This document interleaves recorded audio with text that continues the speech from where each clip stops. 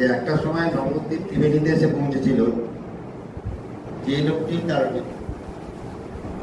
এই পণ্ডিত প্রহরের কারণে। তার নাম জগন্নাথ তর্কবর্ধন। জগন্নাথ তর্কবর্ধনের বাড়ি গিয়েছিলাম। বাড়িতে গিয়ে যেটা দেখতে পেয়েছি সেটা একদম শেষে রেখেছি। এই যে ফটোগ্রাফ, এটা অনেকে স্বীকার করেন, অনেকে স্বীকার করেন না।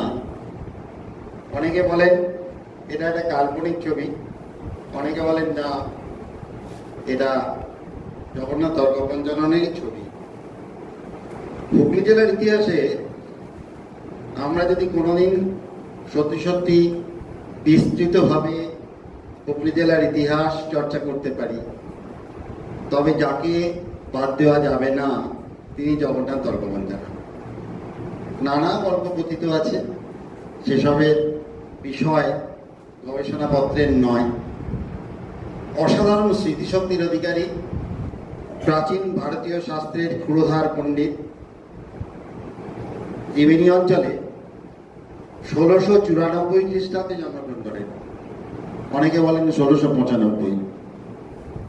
স্বচ্ছ সলিলা ভাগীরথী, পাশে ত্রিবেণী সঙ্গম, অনাদিকাল থেকে পুণ্যতীর্থ হিসেবে প্রাচীনকাল থেকে নির্ণীত।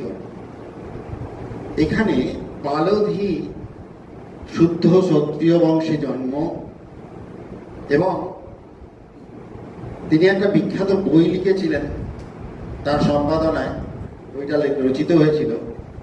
সেটা হচ্ছে বিবাদ ভগ্নান্বর, অর্ণব সমুদ্র, বিবাদ ভঙ্গ যা দিয়ে করা যায়, যে আইনে বিবাদ মেটানো যায়, সেই আইনের সমুদ্র বিবাদ ভঙ্গার্ণ।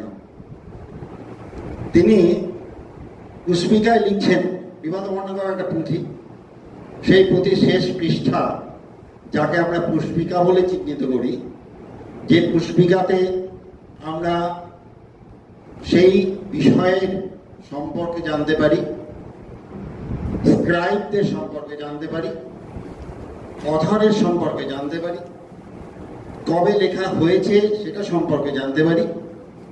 পুষ্পিকা অংশে যেখানে সেটা যবে লেখা হয়েছে, যবে কপি হয়েছে সেটা জানতে পারি। বিবাদ ভঙ্গার নামে পুষ্পিকা অংশে আমরা পাচ্ছি পরিচ্ছেদ